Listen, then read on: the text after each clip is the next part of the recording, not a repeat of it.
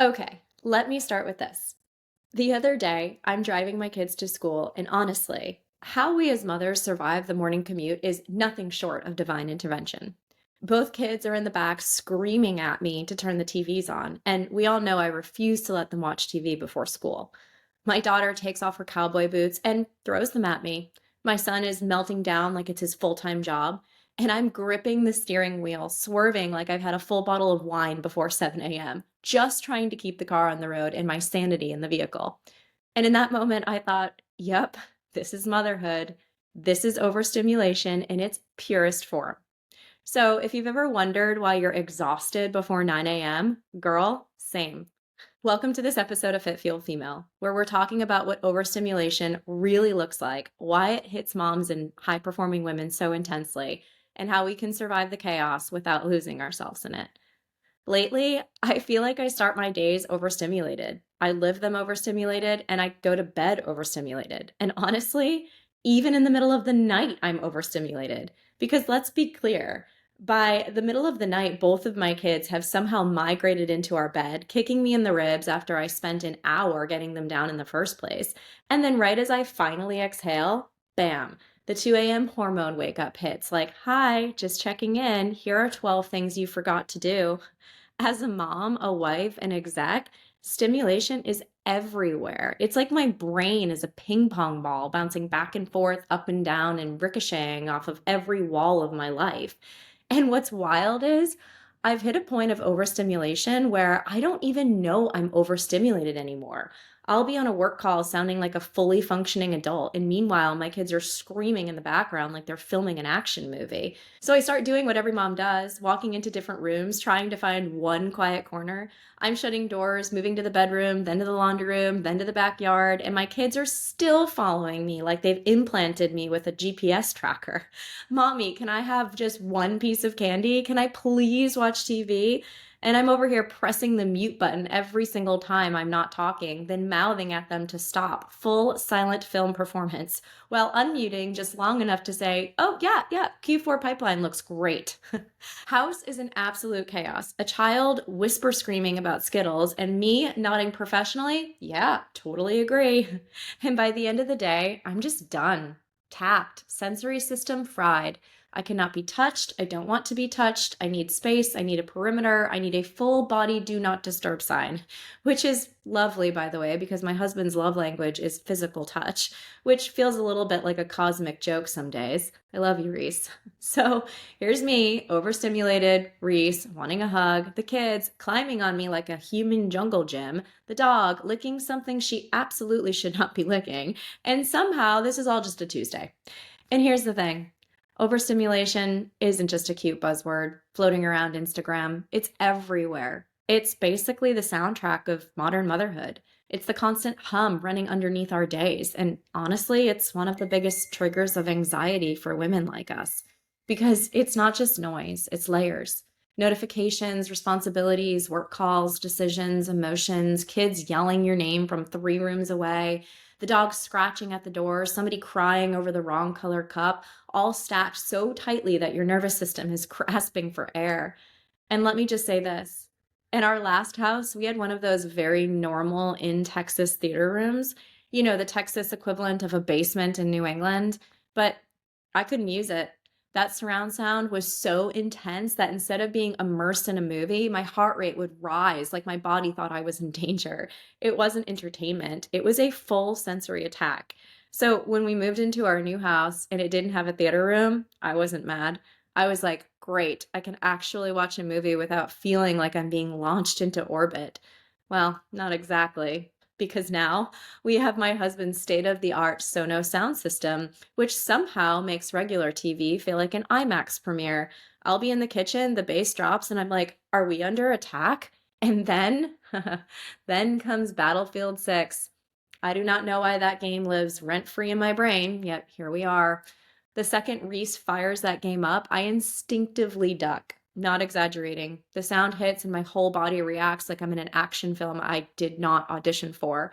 My reflexes think I'm in danger while my brain is just simply trying to unload the dishwasher. If that's not peak mom overstimulation, being startled by your own living room audio, I really don't know what is. Meanwhile, On the other end of the sensory spectrum, I'll be watching Bluey with my kids, and somehow that sweet little animated dog manages to be just as overwhelming. The theme song kicks in, and I'm like, why does this children's show have the same volume setting as a Marvel movie? And who approved this? That is overstimulation. Too much, too often, too loud, and too constant. And the wildest part, most moms don't even realize how overstimulated we are until we're snapping at people we love or hiding in the pantry, pretending to reorganize snacks just to get 14 seconds of silence. So today, I want to talk about what overstimulation really is, why it hits moms so intensely, and how we can reclaim even the smallest amount of breathing room in a world that feels like it's basically shouting at us 24/7. Because here's the truth. Most of us think something is wrong with us. We assume we're stressed, we're anxious, we're not coping well enough, when in reality, we're just overstimulated. Which leads me to my first lesson. You are not crazy. You're overstimulated. Here's the thing. You're not dramatic, you're not overreacting, you're not losing it, you're not crazy, you're overstimulated, and there's a big difference. We wonder why the smallest sound sends us over the edge. But it's because we've been absorbing noise, decisions, emotions, questions, responsibility, and physical contact since sunrise without a single moment to reset. And nowhere, by the way, nowhere does that show up more aggressively than the dinner hour, or as some like to call it, the witching hour. When I'm not traveling, our evening routine basically looks like this. Reese picks up our daughter, and my son and I stay back and start dinner. And for a few minutes, maybe 5, if the universe is feeling generous, the house is calm, peaceful, manageable. That one kid energy where you actually feel like you're nailing it. And then the other kid walks in, instant chaos. They're yelling, they're arguing, someone's taking someone's toy, someone's suddenly starving, and I'm trying to get dinner finished before morale collapses entirely. Meanwhile, my body temperature is rising, and I'm like, is this perimenopause? Is this anxiety? Or is it both? The dog is circling me like she's running her own security detail because I haven't fed her yet. And then, because of course we need one more layer to all of this, she somehow manages to get her little paws on the cutting board and starts licking raw chicken juice off of it. I turn around like, hi, are you trying to die today? Is that your plan? So now I'm over here Googling, can dogs get salmonella? While someone is crying over noodles, someone else is yelling, Mommy, watch this. And I'm just trying to save the dog from her own questionable life choices. That is overstimulation in its purest form. And then, because, chaos comes in bundles, I completely screwed up my HelloFresh order this week, clicked the wrong thing, ended up with only 2 meals, both pasta. And listen, I refuse to eat pasta 2 nights in a row. My spirit will not allow it. So now I'm making an emergency grocery run because HelloFresh has apparently spoiled me to the point where I no longer know how to cook without step-by-step instructions. The 2 dinners I made on my own, trash, like shockingly terrible. How terrible? Reese walked in after picking up our daughter, stopped dead in the entryway, sniffed, and goes, what is that smell? It smells horrible in here. I almost threw the dinner plate at him, but in classic overstimulated mom fashion, I insisted it was fine. I took one dramatic bite, paused, looked at him, and said, okay, you are right. This is disgusting. We both just started laughing. He poured a bowl of cereal. I stared at the pot like it had personally betrayed me and said, you know what? It's fine. It's over. Tomorrow's another day. But here's the point. None of that meant I was crazy. None of that meant I was failing. It just meant I was overstimulated mentally, emotionally, physically, and doing my best in the middle of a loud, layered, relentless season of life. So you're not crazy, girl. You're overloaded. And that is a very normal response to a very demanding world, which leads me to my next lesson. Us working moms, we live in 2 worlds, and both are so loud. One of the biggest realizations I've had, especially as a working mom, is that we live in 2 completely different worlds, and somehow both of them are ridiculously loud. At work, it's Slack notifications, back-to-back meetings, strategy conversation, pings, decisions, deadlines, all of it coming at you constantly. Then you shut your laptop, walk into your home world, and the noise, it basically just changes forms. Now it's kids yelling your name, someone melting down over a sock, backpacks flying through the air, the dog licking raw chicken off the cutting board like she has no sense of self-preservation, and you trying to throw together dinner before morale just completely collapses. And in the middle of all of that madness, sometimes Reese and I will just catch each other's eyes, usually while someone is crying or dinner is burning, and we'll say, "Is this how you pictured raising two children would be?" And without fail, we always answer, "Nope." And then we just laugh because what else can you do? But here's the part that creeps in afterward, the part that no one really talks about enough, the mom guilt. Because once the chaos settles, I start thinking, did I make this worse? Are my kids like this because of me? Is this normal? And then I see families who look so calm. Kids coloring quietly at a restaurant, parents sipping their wine like they're in a lifestyle commercial, and I'm over here like, my kids are performing a full Broadway musical for the dining room, whether the audience bought tickets or not. I literally can't go anywhere without some kind of dramatic event. A car ride, event. The grocery store, event. A walk outside, someone's crying, someone's arguing, someone's narrating their entire existence at full volume. And I catch myself thinking, is this me? Am I the reason it's always like this? And honestly, maybe some of it is us, the parents. Maybe some of it is us, the kids. Maybe some of it is the world we're living in. But here's what I know. My kids are always smiling. They're always laughing. They're full of personality and life. And so is our home. Am I doing it all perfectly? Absolutely not. But what even is perfection? And who decided that quiet equals successful parenting? And here's another layer to all of this, something working moms don't give themselves enough credit for. It is hard to be a high-powered woman with a career you love and a mom who wants to be present, connected, and emotionally available. It's one of the biggest challenges of our generation. And society, it really hasn't fully caught up to what it means for women to hold this much ambition and this much responsibility at the same time. So yes, we question ourselves. Is this right? Is this sustainable? Is this what we will set my kids up for success?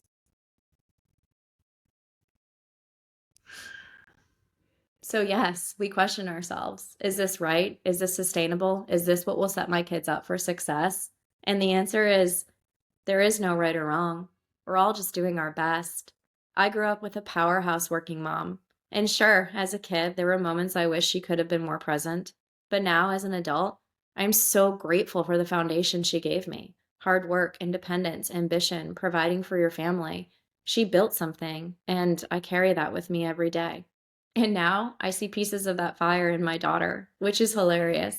This child hates circle time at school, like viscerally, spiritually opposed to sitting still and listening for long periods of time.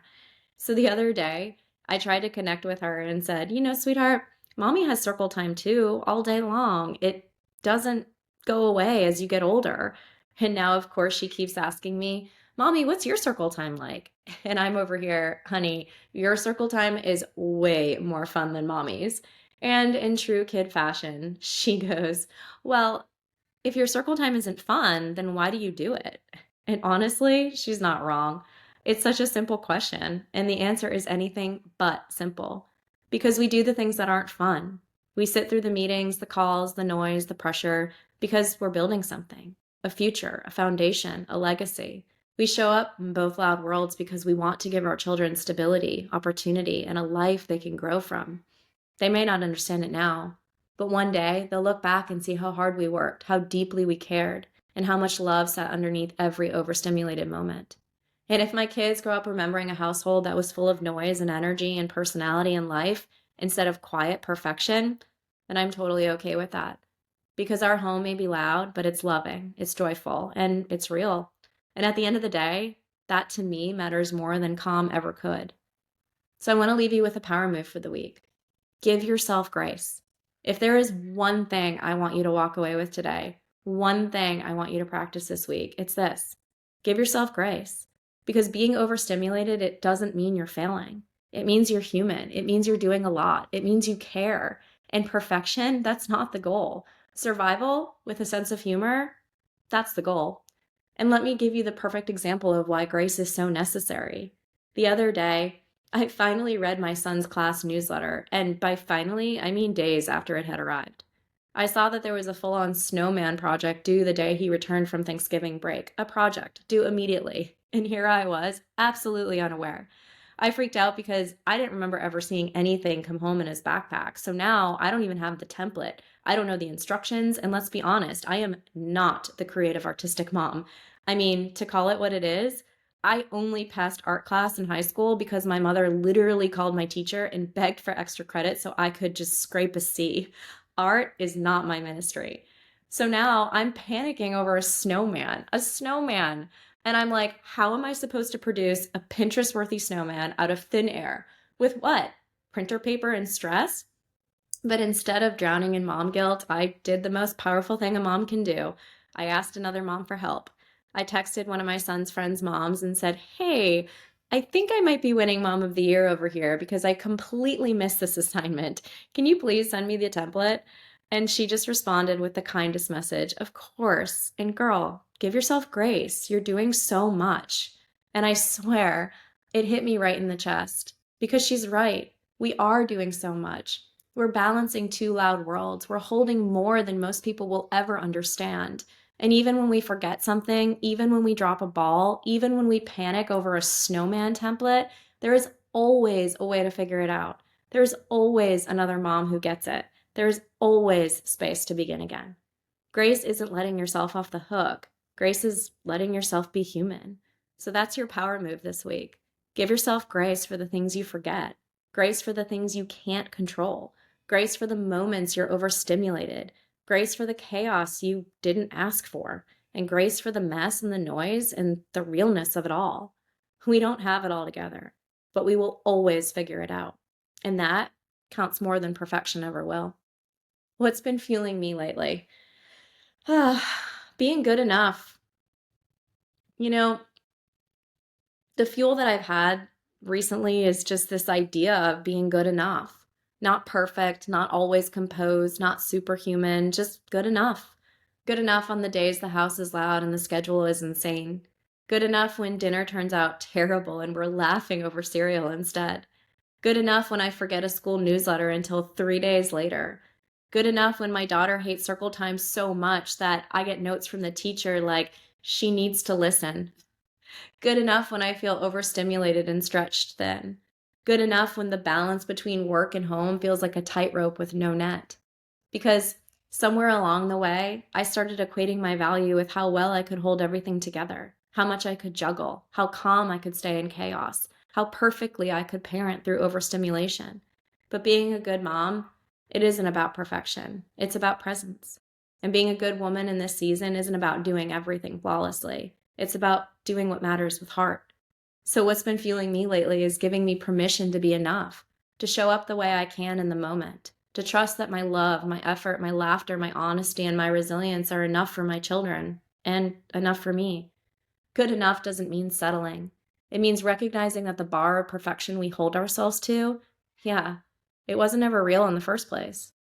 So right now, I'm choosing to believe that who I am as I am, in the loud moments, the overwhelmed moments, the imperfect moments, is enough.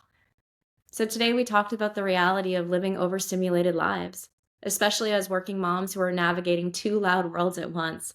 From the chaos of dinner hour to the unexpected school projects to the pressure of leadership, parenting, and simply being human, we pulled back the curtain on what overstimulation really looks like day to day. We named the guilt, we acknowledged the expectations, we laughed about the moments of pure, unfiltered chaos, and we reminded ourselves that none of this means we're failing. It just simply means we're normal. We're ambitious women doing our best in a world that pulls at us constantly. We're raising kids in homes that are loud and alive and imperfect, and that's okay. And we're allowed to give ourselves grace along the way. So wherever you are, in the car, in your kitchen, hiding in the closet for a minute of silence, I hope you leave this episode knowing this. You're not crazy. You're not alone. You're not failing. You're overstimulated, and you're still doing an incredible job. Give yourself grace. Take the pressure off. Choose good enough. And remember, loud homes, they're full of life, and so are the moms who run them. Thank you so much for being here with me today. Thank you for showing up for yourself, and thank you for being part of this community of women who are learning, laughing, surviving, and thriving together. So until next time, stay fit, stay fueled, and keep being the powerhouse woman that you are.